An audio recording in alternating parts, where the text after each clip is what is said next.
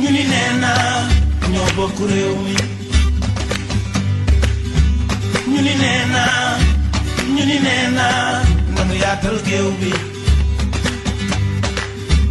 ñu ni nee waaye fu ñu jëmee amatuñu ngëm-ngëm dara dara waaye fu ñu jëmee amatuñu ngëm-ngëm dara dara Sénégal dafa jot tey muy naan suñu réew la tey suñu réew ku nekk am na ci baat Sénégal dafa jot tey muy naan tey suñu réew ku nekk. Enquête politique sur votre site Enquête 221 yéen internet yi nga xam ne yéen a ko taamu di ko suivre ñu ngi leen di nuyu di am mbégte ànd ak yéen ci émission bi waaye itam nañu noonu la ñu amee mbégte dalal suñu gan gi nga xam ni Sénégal xam nañ ko kenn du ko fi présenté moom mooy suñu colonel Abdoul Aziz Ndao colonel ñu ngi lay nuyu. maa ngi leen nuyu maa ngi leen di sant leen fay. ñu bàyyi la nga nuyu ak internet yi lay seetaan. Vraiment je pense que c'est une première expérience donc maa ngi nuyu internet yëpp. di leen sant di leen gërëm di leen souhaiter tam un joyeux Noël voilà. Merci beaucoup colonel ku tudd nag enquête def naan dañuy décliner les identités bu ñuy démarrer moo tax foofu la ñuy tàmbaleeg yow ci laaj la yu ndaw rek par rapport ak yow pour nit ñi gën la xam mën naa ni wax naa tur bi léegi muy Abdoul Aziz Ndao bu ñu bëggoon xam kañ nga juddoo foo juddoo loo ñuy wax. Dakar laa juddoo Gueule Tapée 1955. colonel bu ñu bëggoon xam sa fan nga jàngee loo ñuy wax. école primaire fan Gueule Tapée laa commencé fi laa defee primaire après dem Prytanée militaire après dugg gendarmerie def école gendarmerie après def école des officiers de la gendarmerie nationale. sa situation matrimoniale lan nga ci wax. marié une femme j'ai une dizaine d'enfants. yan distinction nga am ci sa parcours.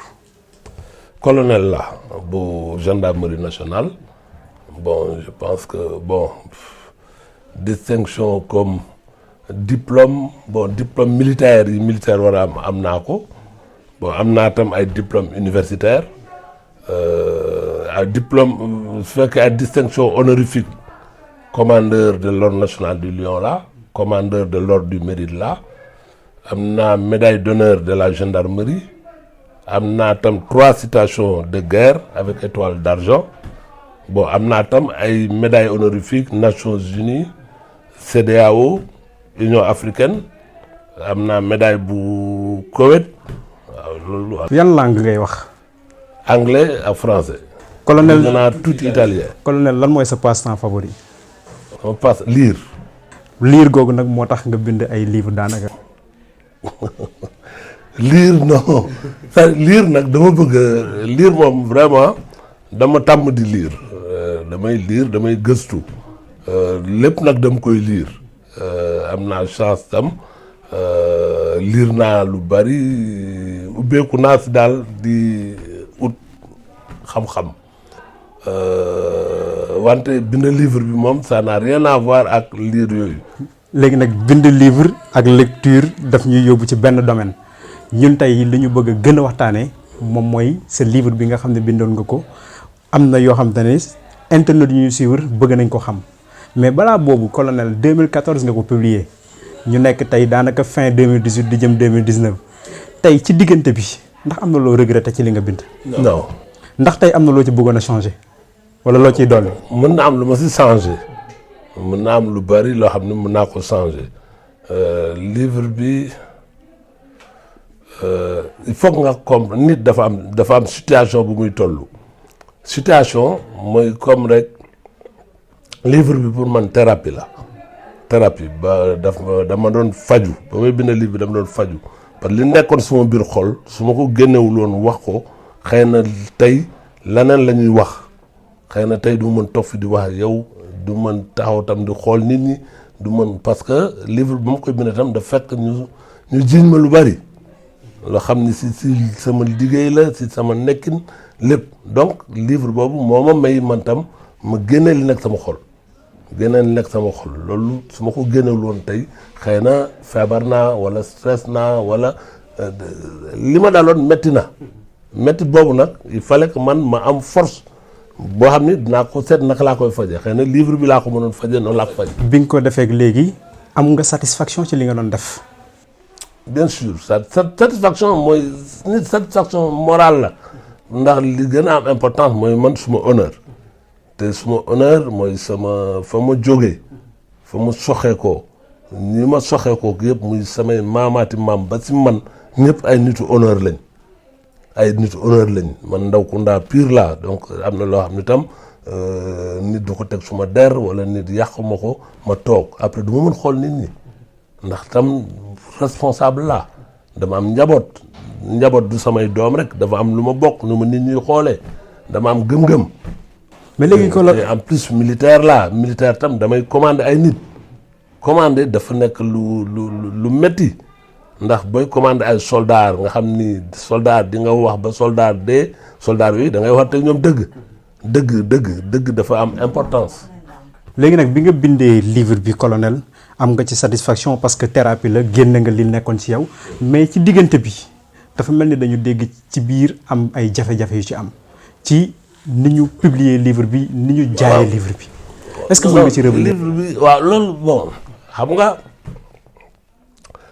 dafa am importance dafa am lu ñuy wax droit d'auteur ndax booy bind livre damay wax président Macky Sall bind na livre am président de la République la mayu ko nit ñi da ko jaay ndax livre am la xalaatam la ku bëgg dem jënd man tam ba may bind sama livre dama bëgg tam ñu jaay ko mu amal ma njëriñ gisuma kenn ku bind livre rek sànni ko si mbedd mi ne leen lii du dëgg loo gis rek dafa am fu mu war a jaar maintenant bi ma bindee sama livre dama surprendre ndax livre bi pratiquement le 13 juillet lañ ko génnee benn journal bu ñu enquête xaw ma nan la def moom moo jëkk jot écho ci livre bi commencé di ko wax affaire bi intéressé Sénégalais yëpp une semaine après benn site jël livre bi ne Sénégalais yi maa leen ko may. te yow yaa ko bind. te man maa ko bind. mu jël ko may ko Sénégalais yi mu jël suma alal ci kanamu ñëpp mu maye ko donc livre bi 800 000 Sénégalais téléchargé nañ ko. en tout cas à travers site boobu noonu à travers site boobu téléchargé nañ livre bi bu kenn ku nekk fayoon 1 euro rek ça fait 800 000 euros loolu xaalis la voilà ñooñu lañ ma yàqal ñoom xamuñu ko loolu justice sax mënu ma ko fay voilà. léegi nag loolu moo tax nga yóbbu woon. loolu moo tax man tam mu yóbbu leen si yoon bi mu leen yóbboo si yoon tam def li war la ma laaj yoon sax yoon joxuma ko ndax li ma la wax nii bu fekkoon Europe la wala feneen loolu mësul am Sénégal man mësuma gis kenn rek vraiment le président Macky Sall bind moo ëpp importance pour Sénégalais yi lire ko moo ëpp importance ndax seen avenir lay déterminer man sama yëfu bopp laa bind donc sama yëfu bopp xëy na laal na si lu intéressé Sénégalais yi mais lu tuuti la par rapport ak li ñeneen ñi bind Sonko bind na livre am kenn jëlu ko sànni ko si net bi alors que intéressé na Sénégalais yi ndax Sénégalais yi ñoo nar a voté ñoom ñoo war a xam waa ji la muy xalaat et consort président bi li mu bind tam loolu tax président bi bind livre am Sonko tam loolu tax mu bind livre am mais livre yooyu est-ce que nit jël na ko ne ko dañ ko sànni ku bëgg mu lire et consort voilà donc tam bu fekkee loolu am na il faut que ma dem justice te bi ma demee justice tam justice daf ma jox dëgg dama wax ñii tooñ nañ la tëj leen dañ leen tëj d'abord kaso ak sursis mais en même temps ne leen li ngeen koo yàqal da ngeen koy fay temps. léegi colonel comme ñun enquête la te dafa war a leer site boobu ban site la. Actunet ci ban groupe la bokk. ak D-Média. D-Média mooy bu Bougane Gueye Dany. mais dañu seetlu ni dafa mel ni affaire bi léegi diggante yow la ak Bougane Gueye Dany lu waral. waaw man xaw ma kuy Bougane Gueye Dany musuma ko porter plainte musuma ko porter plainte musuma toog ak moom xaw ma ko su ma la gisoon léegi mënuma la wax ki mooy Bougane Gueye Dany mais bi ñu demee ba justice ñu condamné leen bu ñu d'accordul ci condamnation dañu war a def appel am na ay procédures mais loolu yëpp defuñu ko ñoom dañu d'accord ci condamnation ndax comme pour man juge yi sax la ma leen laaj joxuñu ma sax le 10e de li ma leen laaj. léegi juge yi lañ leen teg seen kaw juge yi dañ leen condamné defe naa 3 mois ou 6 mois de prison avec sursis nit ñi ñaar lañu woon muy benn journaliste ak beneen borom site après mu condamné ñoom ñooñu ak site yi publier livre bi à payer de façon solidaire la somme de 20 millions. ñu war laa jox yow. 20 millions 20 millions. waaw léegi 20 millions yooyu sama huissier dem pour exécuter la décision de justice loolu moo ko yóbbu D-Média ba mu demee D-Média mais pour Actunet la dem bi mu demee mu xool mu def la muy def après mu nekk affaire D-Média après D-Média dugg si mais le huissier bi saisir ku nekk commencé ne non lii kii moomu ko kii moo ko moom kii moo ko moom mais justice ci boppam moo leen ne man toppatoo moo ku moom yéen ñëpp. comme laal ngeen ci rek yéen ñëpp la wax. waaw voilà noonu la affaire bi commencé ba turu D-Média dugg si après bi D-Média jëlee benn société bu ñuy wax accord man xaw ma accord moom moo njëkk a dem def benn procédure contre man def distraction juge bi rejeté distraction après Bougane si boppam maintenant dem def distraction juge bi rejeté distraction du dëgg mais ba léegi man aw ma affaire ak moom man li justice wax rek ak sama huissier loolu laa toppatoo mais malheureusement moom moo rentré en contact ak sama avocat.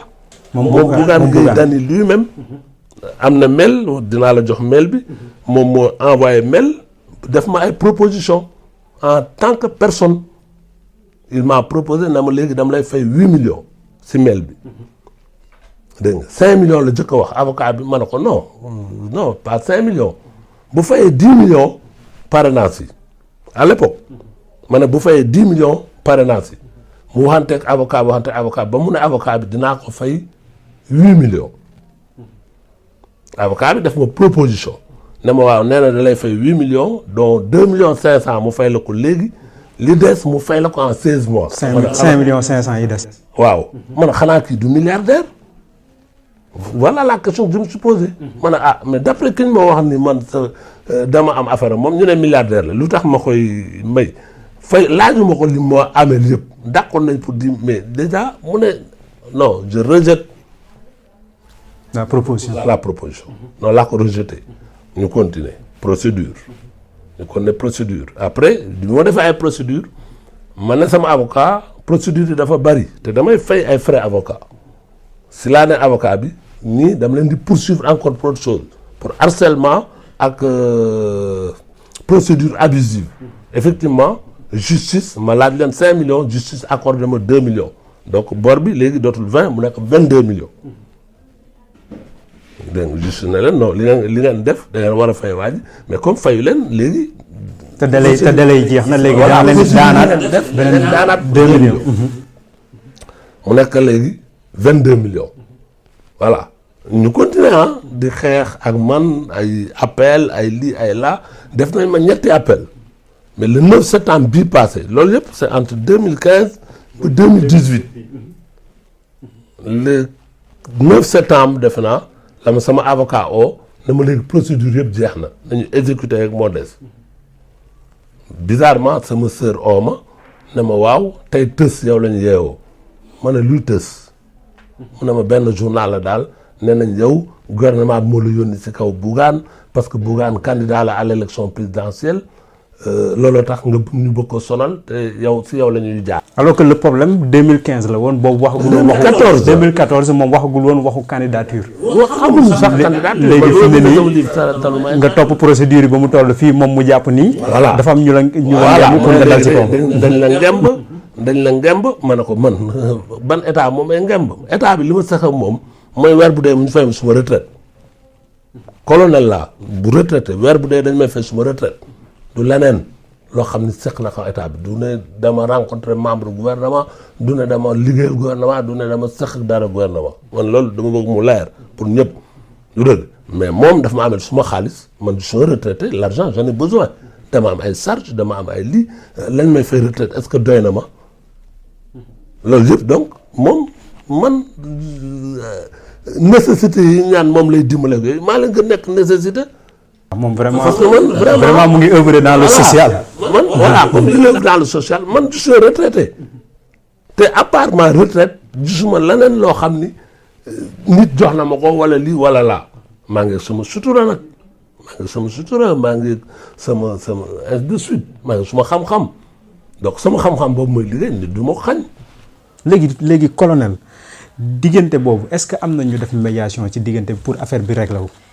waaw il y a eu plusieurs personnes dont d'abord sama benn xarit boo xam ne éditeur la moom moo jëkk ne ma parce que affaire tës bi dama ne non damay dem tontu mu ne ma non colonel jarul tontu wax ñun dinañ wax ak Bougane dinañ man la leen d'accord le lendemain ou le surlendemain sama benn xarit benn bakken koo xam ne ça fait plus de 50 ans ñu ngi ànd mu ooma mu ne ma man may ndijaayam.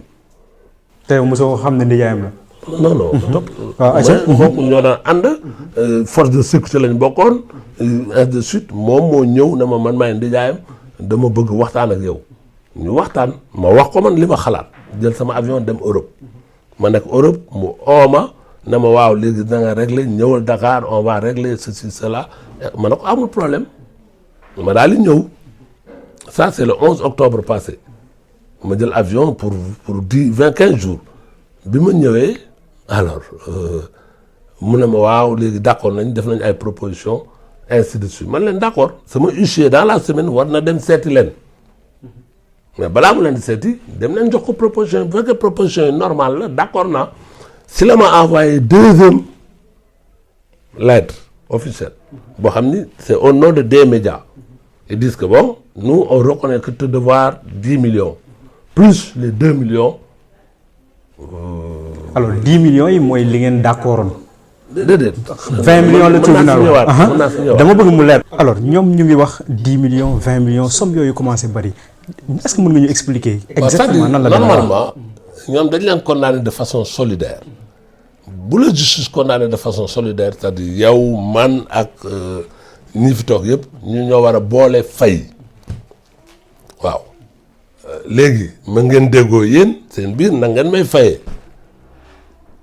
wante man mi ngeen ameel man du ma seet damay seet si yéen kan moom mën fay mu topp ko mu fay ma du ma topp naan kii ndax mën na ma fay wala damay seet si yéen kenn koo xam ni mën na ma fay mu fay ma comme ñoom ñoo am société boo xam ni vraiment société bi day liggéey am na doole am na lii am na la man société bi lay attaqué mu fay ma noonu la demee loolu tax man toppatoo ma ñeneen ñi ko naan yëpp toppatoo ma leen man kenn moom laa topp muy Dakar ak non Actunet ndax Actunet wóor na ma mën na ma fay 22 millions yi moom mën na ma ko fay dégg nga bi loolu amee donc man ma war a xaar donc loolu li ma gën a naqari loo xam ne vraiment moi je tiens à le préciser loolu moo ma naqari looloo tax du ma bàyyi dama am yaay ma mère elle fait 89 ans elle habite ici à Fass man dëkkuma Fass voilà juddoowuma fa dëkkuma fa mosuma fa sax dëkk ndax bi sama yaay demee dëkk Fass laa dem Prytanée militaire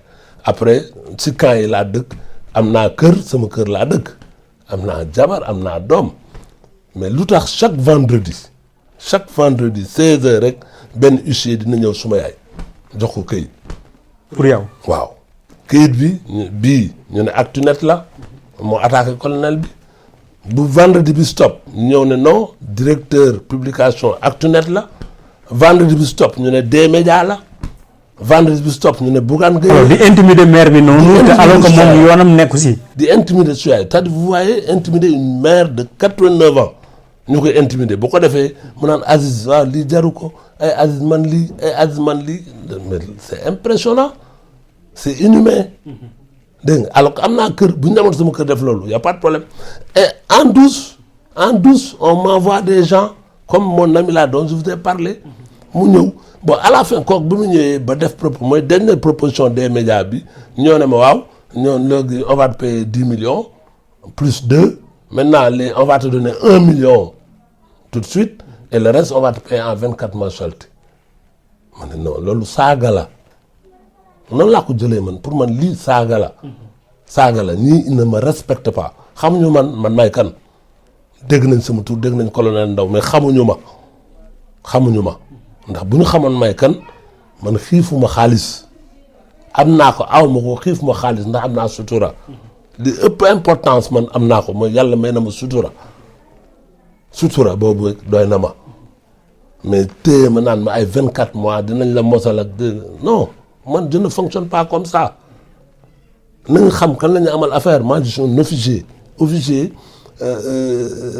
nit ku sacrifier lu bari la li si ëpp loo xam ne mooy li ëpp importance pour man mooy abnégation 42 ans man je considère que j'ai vécu dans l'abnégation pour le service de ce pays donc nit j'attends le respect des gens ku may sa xale nag ma respecté mais boo ñëwee naan ma waaw dinaa la jox 1 million li des 24 mois ma lay fay non alors que la justice me permet autre chose. À un moment donné j'ai été interpellé par le journal As. As ils m'ont interpellé ne ma waaw comment l'histoire est Bougane ma ne Bougane le seul fait moom Bougane mu dem justice des procédures de distraction juge bi rejeté demande am boobu il devient partie au procès. Deuxièmement moom moo def à son nom et à ses titres ay proposition de moratoire yu mu signé. mel bi mooy mail yi nga recevoir. mail yi waaw après mon avocat me les a donné. donc il est parti au procès. loolu su ma ko waxee man c'est Actu-Net qui a été condamné. mais j'ai jamais dit que moom il a été condamné mais moom bu ñëwee ba dugg ci biir. il fait partie des condamnés. après deuxièmement ma ne moom milliardaire la il fait du social. donc il doit être en mesure de régler mon problème. pour ça il m'a traité de menteur. ci article boobu noonu. c'est article boobu il m'a traité de menteur il m'a fait une citation directe devant le tribunal ne dama def mensonge dama def diffamation dama mais lui il est qui pour me traiter moi de menteur. il a ses titres. nee na moom xaw ma liggéey na fii liggéey na fa liggéey na fii man j'ai des titres réels. j'étais un enfant de troupe. je suis un élève officier je suis un officier pendant 42 ans j'ai servi. ñaari yëf mooy prouver man lan laa sama épaulette colonel la samay médaille day na ma sëkk. loolu laay woon Sénégalais yi. mais nag nit du ma fenkat nga maanaam mosuma fen suma àddina officier laa du ma fen. pourquoi gisuma lu ma ko jaral. gisuma lu ma ko jaral et puis les preuves am na yow preuves yi ñu jot a jox et je donne des preuves. et man je donne des preuves. donc na discuter ak man na nekk candidat am loolu man su ma yoon nekk si. boo seet ba tey fi ñu toog nii daluma si kawam parce que dama bëgg respecter Sénégalais yi parce que à la kulli àllin ma dee sax dina ma fay. à la kulli àllin dina ma fay donc yàkkamtuwuma tey fi ma toog nii su ma jëloon huissier mu ànd ak gendarme ñu dem dañ koy saisir parce que justice moo ko wax. il croit à la justice il ne croit pas à la justice. Voilà, il est candidat à l'élection présidentielle. La première des choses, c'est de respecter la justice. Tu respectes la justice. Mais d'autres, les médias, les qui, di wax lu la neex ci nit ay nit ñi dama saaga ci internet naan colonel bi lii colonel bi dafa bëgg lii dafa bëgg la man suma alal laa ko laajuma leneen. ñaanuma ko saraxuma ko laajuma leneen suma alal la ndax dama ko ñax dama ko liggéey dama toog ay guddi di bind. avec tous les risques aussi bi nga ko génnee après li si topp on m'a enfermé on m'a fait des choses et consorts mais personne n'a osé toucher mon honneur ñama ko seqal sax ñama ñu ma attaqué à sama moom. il faut être clair et moi je suis un homme clair et clean je ne dois rien à personne dans ce pays li ma war a def naa ko. ñi ma mën juger mooy mes gendarmes mes soldats mes ceci mes cela ñi ma àndal ay guerre ay lii ay laaj ñooñu ñoo mën wax kan mooy colonel Ndao mais un gars tu te lèves ne oui fenkat la ceci et tu vas en justice on verra ce que la justice dira. def naa loolu colonel leer na donc en attendant ñu xool loolu fan lay mujjee. voilà bëgg nag ñu bàyyi tuuti situation boobu noonu. parce que loolu defe naa ni ñi ñuy suivre yëpp ne ni dégg nañ bu baax a baax situation bi. donc am nañ ko en détail. c'est trop facile aussi dans ce pays. ko tëb milliardaire la ceci cela. Ça aussi, il faut être clair. Moi, je ne veux pas qu'on trompe les gens.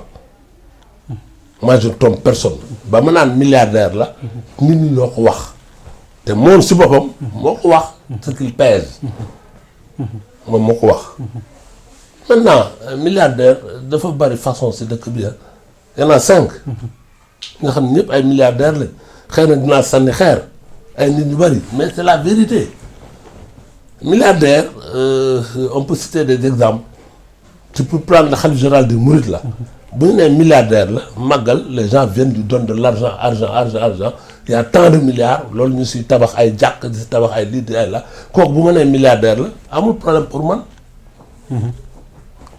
Deuxième catégorie am na fi ay nit ay industriels ñu am société Sédiment Babacar Ngom on voit ba mu fa mu commencé fa mu kii bu ma nee milliardaire la y a pas de problème même Youssou Ndour su ma nee milliardaire la amul problème pour man il remplit Bercy 50 €. 25 000 personnes bu ko defee 10 fois il peut être milliardaire. Troisième catégorie de milliardaires c'est les gens yoo xam ni bon gouvernement la ñu nekk ay fonctionnaires ay lii ay là yoo xam ni ils ont profité du système d'État pour nekk milliardaire mënoon naa ci bokk ndax samay morom ñu ngi fi. lu ci bokk. li si bokk mënoon naa ci bokk mais sama gëm-gëm sama juddu mayu ma ko purement et simplement.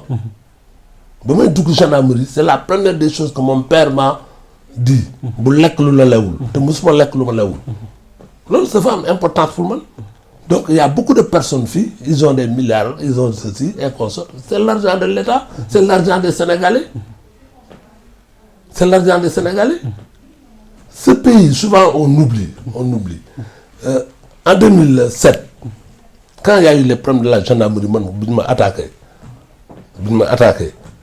ba ma wan président Wade lii dëgg lui là à l'époque dañu xëy un jour la gendarmerie a arrêté 150 tonnes de drogue 150 tonnes waxuma la waxuma la 1 kilo 150 tonnes de drogue sur la Petite Côte moom lañ jàpp drogue boobu ñu ngi ko détruire à la cimenterie Ousmane Ngom était ministre de l'Intérieur du justice du gouvernement du kenn ku si wax du kenn ku si enquête mais ça a permis ñu ne gendarmerie ñëpp tàccu man ñu fàtte ma c'est bien mais au moins ça drogue boobu lu ñu waroon xool la lu ñu waroon éclaircir la topp enquête bi ba mu jeex parce que El Chapeau ma nga États-Unis ñu koy juger aujourd'hui il est en train d'être jugé aux États-Unis il risque la peine de perpétuité ce gars il est poursuivi pour avoir introduit aux États-Unis 120 tonnes de drogue en 10 ans. En 10 ans. Loolu lañ ko poursuivre. Alors que fii en seul jour, en une seule nuit, on a pris 150 tonnes de drogue.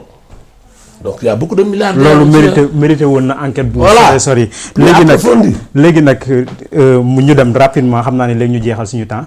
Colonel yaa tudd biir gendarmerie yi fa xew. am na lu fa xew biir gendarmerie. non je n'en parle pas. ñu avancé colonel ñu ngi jëm ci élection yi. oui. processus électoral bi en tant que citoyen averti noo ko gisee. processus électoral je vois pas ce que j'ai à dire là-dedans. J'ai confiance au peuple sénégalais. J'ai confiance à la maturité du peuple sénégalais. Dépassé nañ fii aujourd'hui faut xam ne réellement on utilise les institutions de l'État contre les populations. J'ai confiance aux institutions. J'ai servi ces institutions. J'ai servi pendant 40 ans. Donc j'ai confiance. Ne pas avoir confiance aux institutions, c'est me renier. J'ai confiance. Est-ce que cette confiance dafay tax nga jàpp ni danañ valider la candidature de Khalifa ou de Karim? Je ne parle pas de ça. Est-ce que colonel fii nga xam ne moom la ñu toll ci Sénégal ak insécurité bi nga xam ne yaa ngi koy dégg tout le temps ban commentaire nga ciy def? L'insécurité. J'ai écrit un livre encore sur la sécurité pour l'émergence. J'ai employé le terme émergence parce que c'est le terme en vogue. Mais j'ai écrit pour expliquer en fait quelle est ma vision de la sécurité. Bon, dans l'ensemble, il faut comprendre que il y a eu beaucoup d'investissements en termes de sécurité. Quand j'étais au commandant second de la gendarmerie, on était à 5500 hommes, dont la moitié devait quitter la gendarmerie en 2015 avec moi. Donc ça, c'était le grand problème de la gendarmerie à l'époque. La perte des effectifs. Maintenant, ces effectifs-là, aujourd'hui, à l'heure où nous parlons, ont été triplés. La gendarmerie va vers 8000, 9000 hommes. La police, là, c'est pareil. Les effectifs sont doublés. Bon, Le gouvernement aussi a fait beaucoup d'investissements en termes de matériel, en termes d'infrastructures. Vous voyez les nouvelles brigades qui se créent. Vous voyez un peu les véhicules de police, les véhicules de gendarmerie. Vous voyez le matériel. L'armée, la gendarmerie, la police, vraiment les forces de défense et de sécurité ont, je pense, le minimum requis pour fonctionner. Maintenant, il faut pousser la réflexion. Il faut encore réfléchir davantage. Il faut que les états-majors fonctionnent mieux. Il faut rationaliser entre la police, la gendarmerie, les missions, une meilleure interprétation des interventions, une meilleure organisation des opérations. Et ça, c'est possible. C'est possible. Colonel, il faut aussi ajouter la formation des hommes. Colonel, léegi ñu gisoon ni temps yi la génnoon nga di wax ci capitaine Dièye. Non, gis nañ ni fi mu ne nii moom daanaka amul parrainage yi mu waroon am pour nekk candidat noo ko gisee. Moi, j'ai parlé au capitaine. Personnellement. Le capitaine, par des amis communs, je l'ai appelé et je lui ai parlé. Et je pense que li mu ko wax moom dégg na ko. C'est-à-dire, en tant qu'officier aussi, on a nos langages. Nos langages, c'est très clair. Xam nga armée, le capitaine, il ne faut pas croire que c'est facile. Il n'a pas les parrainages. Le capitaine aurait pu avoir les parrainages. Dans le milieu militaire, dans le milieu organisé comme ça, là, le capitaine, il a ay nitam. Il aurait eu les parrainages. Beaucoup de retraités, beaucoup de qui, la famille militaire. Il a beaucoup de fans, le capitaine là.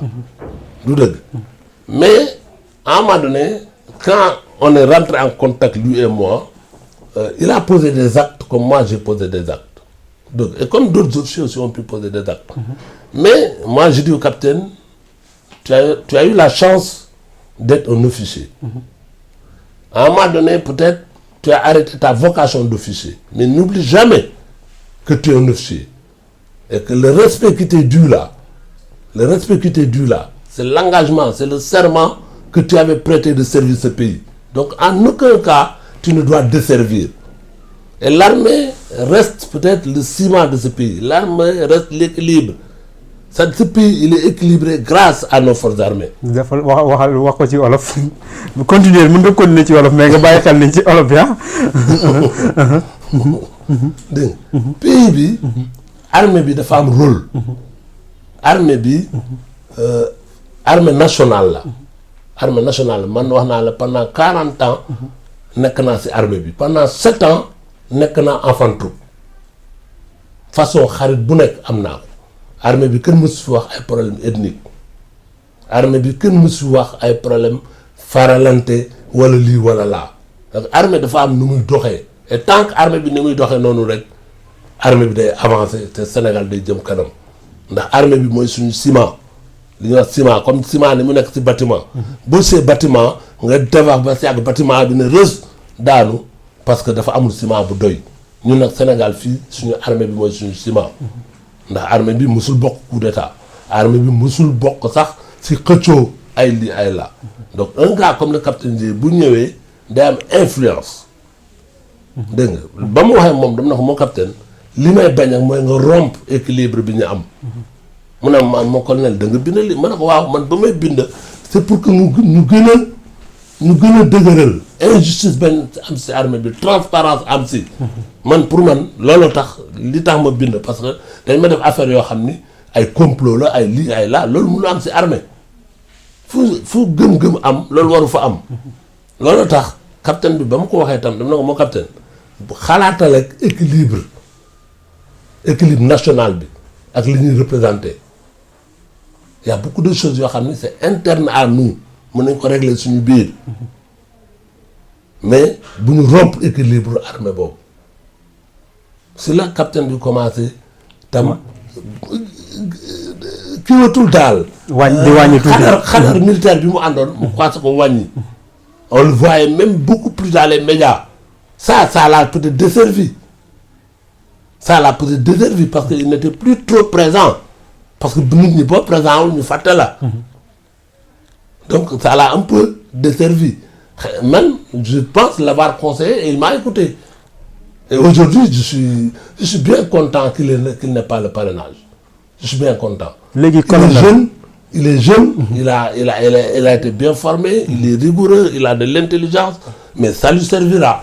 mais colonel léegi nag yow ak sa vécu ak sa expérience bi nga xam ne am nga ko ak xalaat yi nga xam ne am nga ko ci réew mi lan moo tax gisuñu la nga politique. mooy li ma la wax officier là c'est-à-dire officier mooy servir. officier mooy servir à part servir là gisuma leneen lu ma mën def. mais servir mais ji ñëw dugg ci politique indi sa xalaat indi say expérience loolu aussi servir la indi sama xalaat mooy bind mooy wax comme toog ak yow ni di wax mais dem di politique nii politique di demee fii Sénégal correspondul ak sama vision samay militaire samay soldat xaaruñu loolu si man respect bi ñu ma jox moo ëpp politique respect bi ñu jox politique yi man nekk ministre nekk député nekk colonel moom ko gënal c'est une fois plus important. alors politique bi ñu colonel boobu ça signifie beaucoup de choses. politique bii nga gis Sénégal bokkul ak say vocation est-ce que politique bii nga gis ci Sénégal dal na sa xel yow. dinaa ci wax maa ngi bind beneen livre. À un moment donné, j'ai écrit un livre actuellement que j'appelle Plan Sénégal normal. Plan Sénégal normal. au lieu d'émergent mais yow normal nga wax. Normal, c'est-à-dire comment normaliser ce pays. Normaliser. Loolu man noonu laa ko tuddee. À un moment donné, j'entendais le publier au mois d'octobre. Mais su ma ko publier woon damay nekk acteur. ñii politique nañ ne waa colonel bi wax na dëgg ñi ne non colonel dafa contre lii colonel bi waaw lii déedéet bu élection yu passé dinaa publier sama livre en me disant que président bu am dina xalaat li ma bind dina si tontu wala dina si jëf dara livre boobu après il y a 40 chapitre bu nekk ça correspond à quelque chose que je considère vital pour le Sénégal. Comme je prends un chapitre, c'est l'école. Comme ni grève yi amee comme ni lii comme là comme ni enseignants yi di laajee seen kii comme état bi nu mu dul respecter ay normes loolu yëpp il faut ñu taxaw. normaliser ko. doo ko dem ci donc pendant 5 ans. ñu def benn moratoire entre syndicats yi entre enseignants yi entre parents d'élèves yi entre élèves yi ak gouvernement bi ñu def benn moratoire boo xam ne grève du am. kenn du kaas affaire ay solde kenn du kaas affaire lii kenn du kaas affaire là ñu d'accord ci benn processus ñun ñëpp pendant 5 ans ñu appliqué ko le temps benn élection di am mais au moins pendant 5 ans yooyu normaliser nañ secteur boobu. nga xam ne tous les Sénégalais parlent le même langage parce que xale yi suñuy doom lañ ñuy jàng suñuy doom lañ bu jàng bi doxul mais du sotti université. Je parle aussi des universités. Comme léegi suñu université yi ni ñuy jàngee ni ñuy former suñu étudiants yi ni ñuy xam nga man def na jàng naa université. mais bi may jàng université tam dama jàng métier. dama jàng sama métier d'officier dama nekk ci académie militaire di jàng. damay dem université en même temps di jàng affaire militaire. donc 5 ans yi ma toog di jàng dama am liggéey dama gën a rek am liggéey peut-être loolu la ñu war a def. nga xam ni. léegi daal yow kon xalaat nga ci Sénégal secteur par secteur. 40 secteurs. te livre boobu dina génn après les élections. après kon ma bàyyi la nga tàggoo. voilà ñu xaar après les élections. voilà loolu en tout cas maa ngi leen di gërëm di leen sant d'abord de me donner l'occasion de clarifier certains points. dégg nga et consort et de faire un appel c'est-à-dire amuñu que le Sénégal. yàq ce pays ñun moom la ñu am et ce pays. C'est un pays très intéressant très intéressant ndax yàlla may nañu boo xoolee ni ñu bindoo fi ñu centré woo boo xoolee mag yu baax yi fi jóge li ñuy gëm loolu yëpp dégg nga boo xoolee nit ñi le Sénégalais de façon générale ay nit ñu baax lañ ay nit ñu tolérant lañ donc il faut pas que affaire naa fexe ba yàq suñuy jikko ndax ñun ay nit ñu baax lañ Sénégalais doo tee ñu respecté ko si àdduna bi nit ñi dafa baax loolu nag dafa am importance donc ñun ñëpp dañu war a def pour sauvegarder loolu suñu kaddu nekk kaddu suñu wax nekk wax ñu respectante suñu biir dégg nga ñu seetam pays bi nag lañ koy liggéeyee mu jëm kanam yàlla may nañu pétrole yàlla may nañu gaz loolu yëpp nañu toog ñu dal ñu xoolaat suñu école yi nag la war a demee xool suñu université yi xool suñu force de sécurité yi dégg nga mais xool xale yi itam xale yi ni ñuy demee Europe man je voyage beaucoup je vais souvent en Europe mais ni ma gisee j'ai été attaché militaire en Italie pendant 7 ans maa ngi Italie di ma gisee gars yi di dugg ci gaal yenn saa yi ñu ooma ambassadeur wax ma dem xool ñu reconnaître booy ni ñuy dee loolu yëpp nañu dal ñu xoolaat lu bari mën nañ ko def ci dëkk bi loolu daal mooy suma kaddu. sant nañ la gërëm nañ la colonel ci disponibilité bi mais aussi ci éclairage yi parce que bëri na yoo xam ne doon nañ ko dégg à caméra interposée mais boo toogee tey wax ñu ko loolu dina nekk loo xam te ne am nañ ci satisfaction comme ni ñu jàppee ni internautes yi ñu doon suivre am nañ satisfaction di wax ni aussi waa D-Média ubbil na leen suñu bunt suñu bëggee ñoom aussi ñëw indi ay éclairage pour ñu am équilibre aussi ñoom aussi ñu ngi leen di ubbi suñu bunt di leen sant di leen gërëm mu nekkoon colonel Abdou Aziz Ndao ancien colonel de la gendarmerie bi nga xam ne dafa resté toujours officier loolu moo ko gënal lépp wasalaamaaleykum wa rahmatulahi taala wa barakatuh